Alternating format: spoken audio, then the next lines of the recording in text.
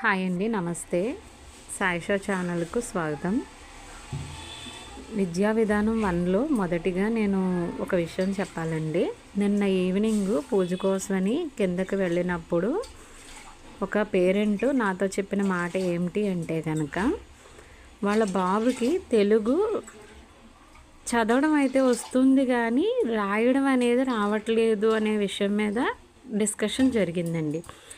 అసలు ప్రాబ్లం ఎక్కడుంది అంటే, చిన్న పిల్లల్లో మనం అంటే ఫర్ ఎగ్జాంపుల్ ఎల్కేజీ నుంచి ఫస్ట్ క్లాస్ వరకు మనకి వర్ణమాల నేర్పించడం అనేది జరుగుతుంది.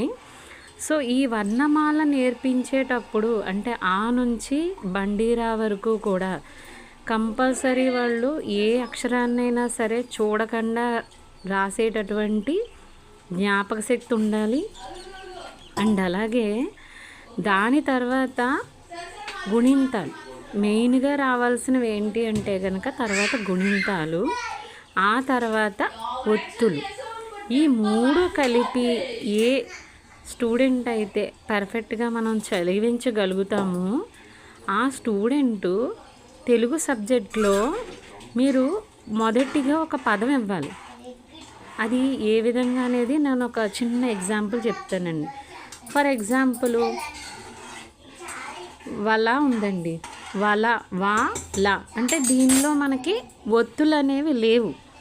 నార్మల్గా మనం ఉండేటటువంటి అక్షరాలను మాత్రమే ఇచ్చాం కాబట్టి ఆ స్టూడెంట్ అనేవాడు ఏం చేయగలుగుతాడంటే, నార్మల్గా వా అనే అక్షరాన్ని, లా అనే అక్షరాన్ని గుర్తించి వా ల అనేది వల అనేది నీట్గా గుర్తు చేసుకొని రాయడం అనేది జరుగుతుందండి. ఒక దాని తర్వాత మనం ఒక స్టెప్పు చదివించడం అనేది నేర్పించాలి. అంటే ఇది నా చిన్న ప్రయత్నం. చాలామంది పేరెంట్స్లో ఎక్కువగా ఉన్న కంప్లైంట్ స్టార్టింగ్ తెలుగు కాబట్టి నేను ఈరోజు తెలుగు గురించి ఒక చిన్న ఉదాహరణతో ఈ ప్రాబ్లమ్ని చిన్నపిల్లలైనా సరే మనం ఎలా రెక్టిఫై చేసుకోవాలనేది నాకు వచ్చినటువంటి విద్యాబోధన విషయాల్లోంచి చెప్దామని అనుకుంటున్నాను. సో ఇంకా ఏమైనా కావాలనుకుంటే కనుక తప్పకుండా మీ క్వశ్చన్స్కి ఆన్సర్ చేయగలుగుతానని అనుకుంటున్నాను. సో ఈ ఒక్క ఉదాహరణ అనేది ప్రతి ఒక్కరికి ఉపయోగపడుతుంది. అలాగే ఇదే కాకుండా ఇంకా కూడా షేర్ చేస్తానండి. Thank you very much.